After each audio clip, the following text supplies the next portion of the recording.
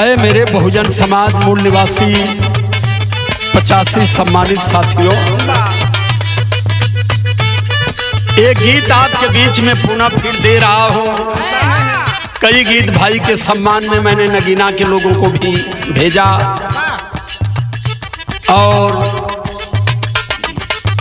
हमारे बहुजन समाज पार्टी से कोई सांसद नहीं पहुंच पाया, लेकिन कोई खलन नहीं है, क्योंकि हमारे भाई चंद्रशेखर रावण 100 सांसदों के बराबर आज सदन पर हावी हैं। और मैं जानता हूं भाई चंद्रशेखर जैसा 10 सांसद अगर पार्लियामेंट में पहुंचे बहुजन समाज की ओर, तो पूरी पार्लियामेंट को जाम करने में कोई कोर कसर नहीं छोड़ी। आज पूरे सांसद सदस्यों के बीच में एक सांसद जो ये नीला पट्टा टांग करके बाबा साहब की रहनुमाई पर जब दहाड़ता है तो पूरा सदन कांपने लगता है। तो मैं भाई को सम्मान के रूप में, कई हमारे साथी भीम आर्मी के मेरठ से, सहारनपुर से कहे सर एक गीत कोई और छोड़िए, तो अब एक गीत दे रहा हूं भाई के आदर सम्मान में। और पूरे भीम आर्मी आजाद समाज पार्टी के नौजवानों से एक अपील भी करता हूं। 3 साल की समय है, इस 3 साल की समय को 30 साल समझ के आपको काम करना पड़ेगा। और 3 साल में भाई को सीएम की हैसियत में अगर आप नहीं खड़ा कर पाए तो इस देश में बहुजन समाज 85 मूल निवासी समाज बड़ी बुरी तरह से उसे हार का सामना करना पड़ेगा। किसी को आप जिता करके कुछ नहीं कर पाओगे, लेकिन जब इस भाई को आप पावर दोगे तब आपका सपना पूरा होगा। 4 बार गवर्नमेंट बन गई। अगर दोनों सरकार को देखा जाए, बहुजन समाज और समाजवादी पार्टी की, तो 8 बार गवर्नमेंट हुई। इस देश में ओबीसी की 52% आबादी है, 27% इनका आरक्षण आरक्षित है। 52% की आबादी में 8 बार में इन लोगों ने 27 को 30 नहीं कर पाया, लेकिन घंटा बजाने वाले मुख्यमंत्री जाकर के पूरे आरक्षण को तहस नहस कर दिए। तो समाज के लिए लड़ रहे हैं तो ईमानदारी से लड़िए। और मैं भाई को धन्यवाद दे रहा हूं, भाई चंद्रशेखर रावण जी को, कि हौसला मत तोड़िए, पूरा देश आपके साथ है। इसलिए लाइन मेरी कह रही है, क्या है?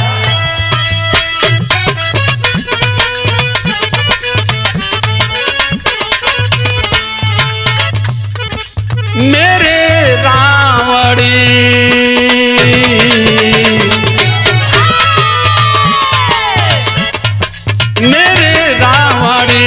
सदन में भारी हैं, मेरे रावणी सदन में। जय हो।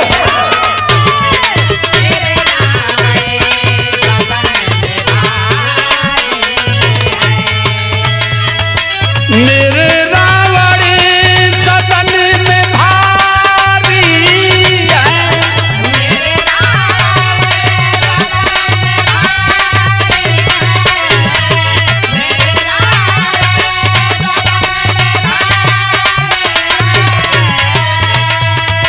मेरे रावणी सदन में भारी है, मेरे बहुजन की ये तैयारी है, कि ये तैयार।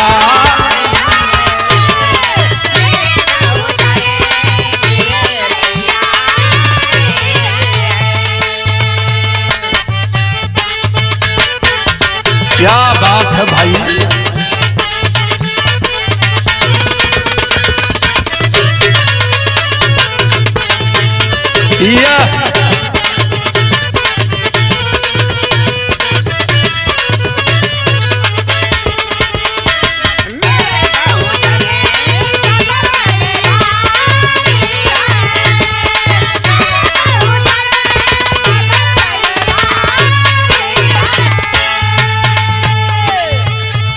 ढोलकवा एकदम उमेश देते भैया। देखा ढोलक बचावा लाइन है मेरी।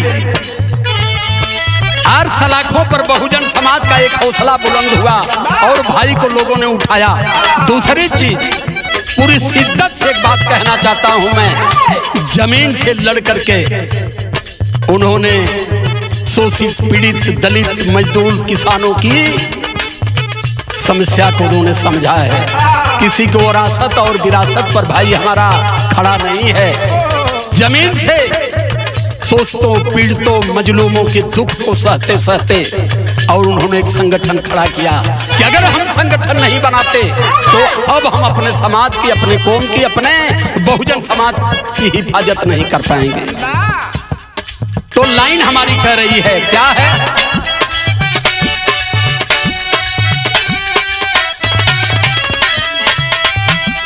मेरे बहुजन किसान है भाई,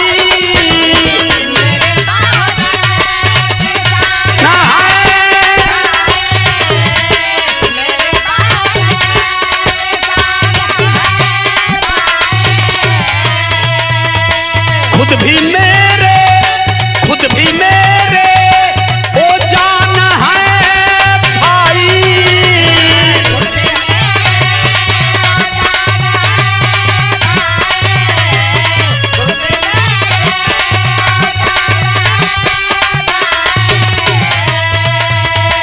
खुद भी मेरे ही जान है भाई।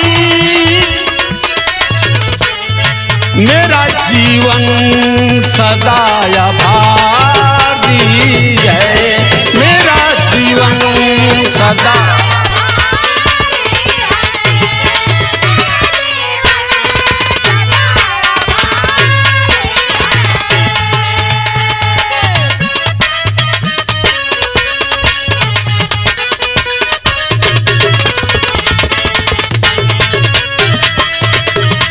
क्या बात है, जय हो।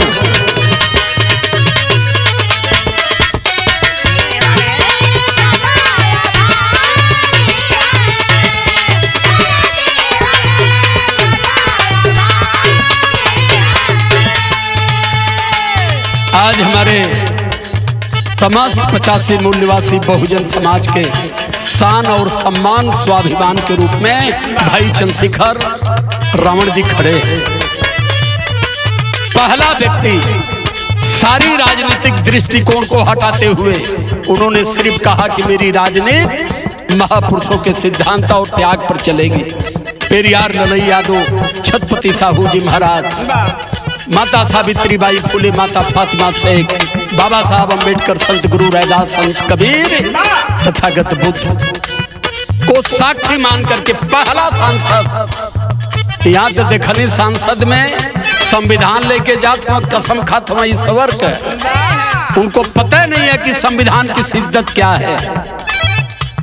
अरे फर्जी अम्बेडकरवादी बनना है यार तो मनवादी बन के जियो, लेकिन बाबा साहब अम्बेडकर के त्याग को इतनी बुरी तरह बदनाम मत करो।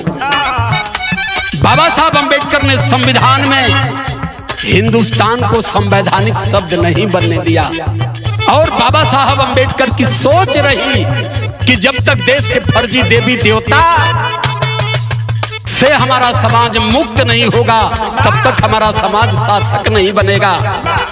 वोट की राइट तो बाबा साहब अम्बेडकर ने दिया, सदन में बैठने का अधिकार बाबा साहब अम्बेडकर दिए, और वहां जा रहे हो तो ईश्वर की कसम, ईश्वर की जब कसम खा लिए तो संविधान की रक्षा क्या करोगे? तब कहां संविधान मान रहे हो? संविधान मानने वाला ईश्वर को नहीं मानता है।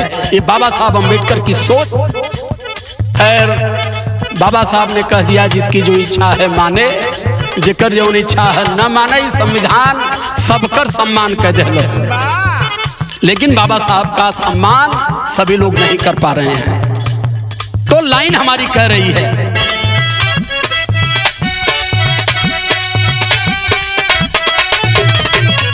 ललई तेरी यारी जो हमारे थे, हमारे थी,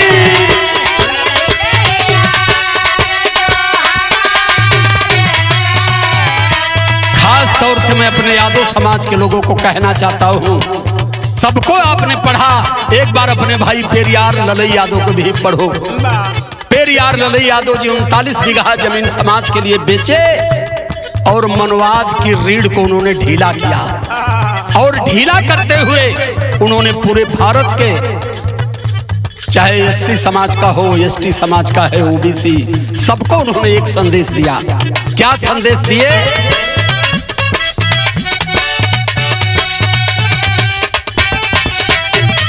ललई पेरियार जो हमारे थे,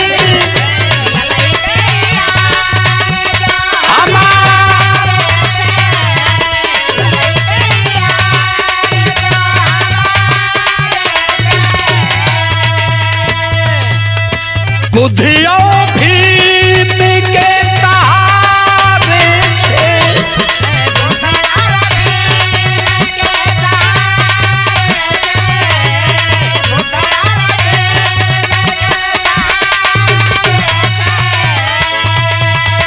बुद्धियों भीम के सहारे थी, मन में रावणी की सबसे यारी है, मन में रावणी, मन में रावणी की सबसे,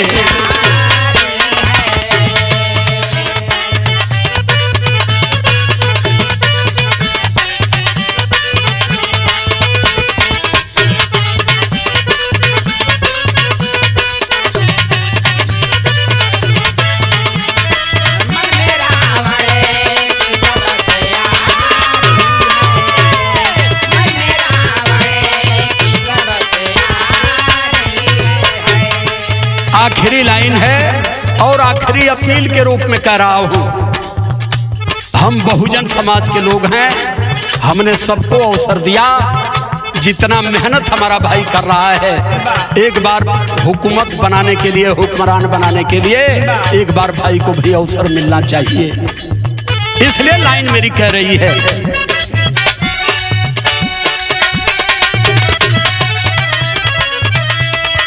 भैया रावणी के संग में आना है, भैया रावणी के संग में आना है, भैया रावणी के संग में आना है, शासक यूपी का अब बनाना है,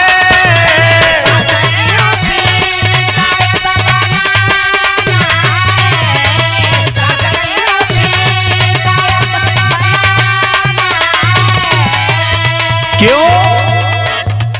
प्रदेश नहीं, पूरी देश की बहन बेटियों की उम्मीद है रावण, बहुजनों की शान और स्वाभिमान है रावण। आज देश की बेटियां देख रही हैं कि हमारे भैया चंद्रशेखर रावण उत्तर प्रदेश के सीएम कब बनेंगे, और जिस दिन रावण उत्तर प्रदेश के सीएम बने उस दिन बहन बेटियों की सारी समस्या और इस देश में शोषित किसान, अल्पसंख्यक और मजलूमों की सारी समस्याएं दूर, सारे लोग स्वाभिमान का जीवन जिएंगे। इसलिए कह रहा हूं, शासक यूपी का अब बनाना है,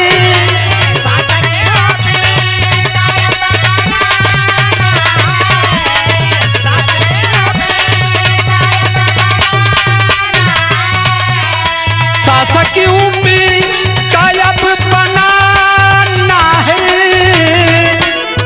बेटी बहना इन्हें दुलारी, बेटी बहना इन्हें, बेटी बहना इन्हें बेटी,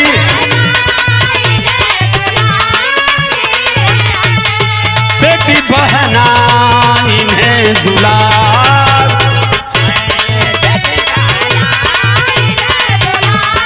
ओ